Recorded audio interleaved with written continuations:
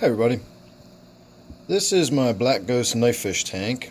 We seldom see my black ghost knifefish because he constantly hides underneath of the rock cave right there in the center. Of course, I know it's hard to actually see the rock cave right there in the center because the glass is so filthy.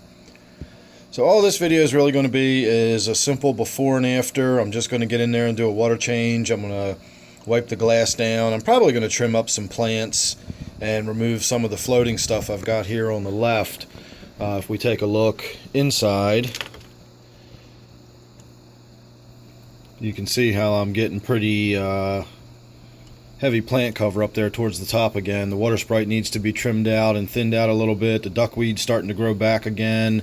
And this temple plant, which again I know is a little difficult to see because the glass is so dirty, but this temple plant actually comes in over here and goes all the way up and over and is just sort of sticking up out of the surface over there.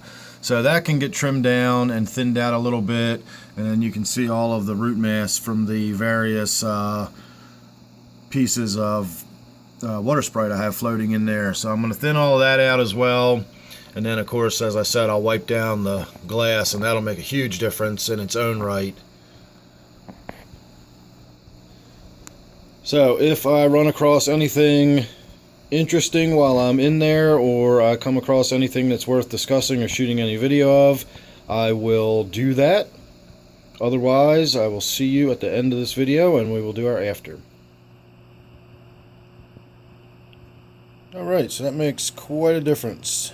Like I said, most of it was just the glass was so filthy, made the tank look so dark and dim, hard to see. A lot of the plants were blocking a lot of the light in there as well, but until I got that glass cleaned up, you really couldn't tell what was going on inside the tank.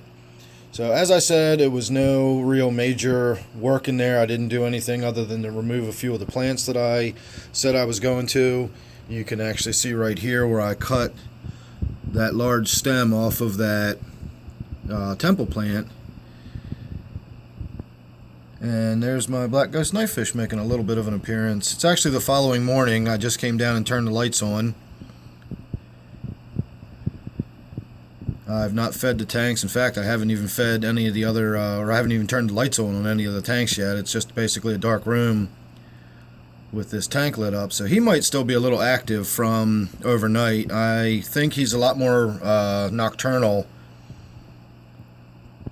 than some of these. I have seen some people that have these black ghost knifefish that are actually very outgoing, and you see quite a bit of them, and mine is not like that. Very, very reclusive. I see it occasionally when there's food in the tank, it'll come out, but for the most part I think it does most of its cruising around the tank at night. So it's always a fun treat when I do get to see it, but it's not very often.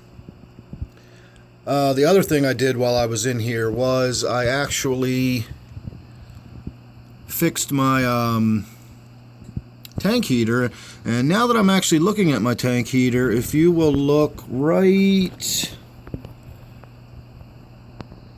there, you see that there's moisture inside the glass. You see those little beads of water inside the glass? That's not good. So now that I see that, I'm actually going to have to get in there and remove that heater. You never ever want to see water inside the glass. If you do, there is a leak that could potentially be exposing the heating element to water or some of the electronics to water. So whenever you've got a heater that's getting water inside the glass like that, it's time to replace it. So now that I know that that's the case, I'm going to need to do something about that. I don't want any incidents with electricity and water inside my fish tank. That could be pretty disastrous in several different ways that I'm not even going to get into. Suffice it to say, if you've got any kind of electrical equipment that is leaking and getting water inside of it, you need to get it away from your aquarium and replace it.